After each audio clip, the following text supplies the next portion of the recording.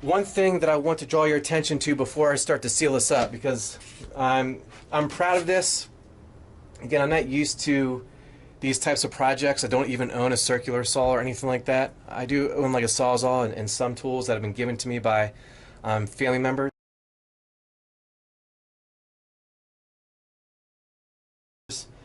But I realized that I want my toolbox over here, which means that my easel is going to be over here. And if you remember back to one of my earlier videos, I wanted to have a space like a drying rack for my paintings, where they were nice and secure, out of reach, but also had an opportunity for them to dry before I delivered them to the buyer. So that's what this is right here. I just bought like a couple 2x4s, and I didn't even know what I would need it for at the time. I just felt like it was a necessary material. And it's just worked out really well. I got really fortunate, really lucky with some of those odd items that I purchased that I've just found a use for. So this is one of those examples. So I have a 2x4 here that is right on the edge of the plywood that I wasn't able to get. If you remember from an earlier video, there were some strip screws, so I had to work around that. So I was able to insulate this like I normally would around the entire enclosed trailer, but I could not put this 1-inch insulation behind this plywood. So I was able to kind of sneak this in behind it, as well as the bubble wrap, but I really wanted to have 1-inch thick insulation so it was consistent all the way around. So this just worked out really well. So once I had the 2x4s in here, I was able to just situate that within these studs. The reason why you see these studs cut off so high is I measured my toolbox. The toolbox is going, I have to secure that in a second. The toolbox is going to go right up here. Once the top lid or the top drawer is open, it's going to go to this height once I take the wheels off.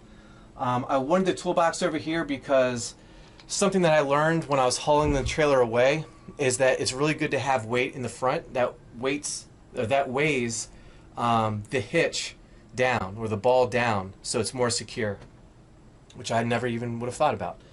So the toolbox is heavy, it's going to go here, and I wanted to have shelves above the toolbox, so that's what this is for.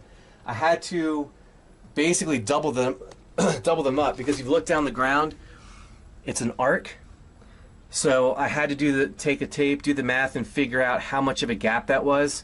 So it's not perfect, but it's very similar to having two 2x4s.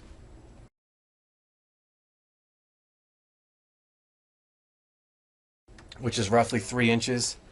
And in that way I can put a support here, a support here, and a support here.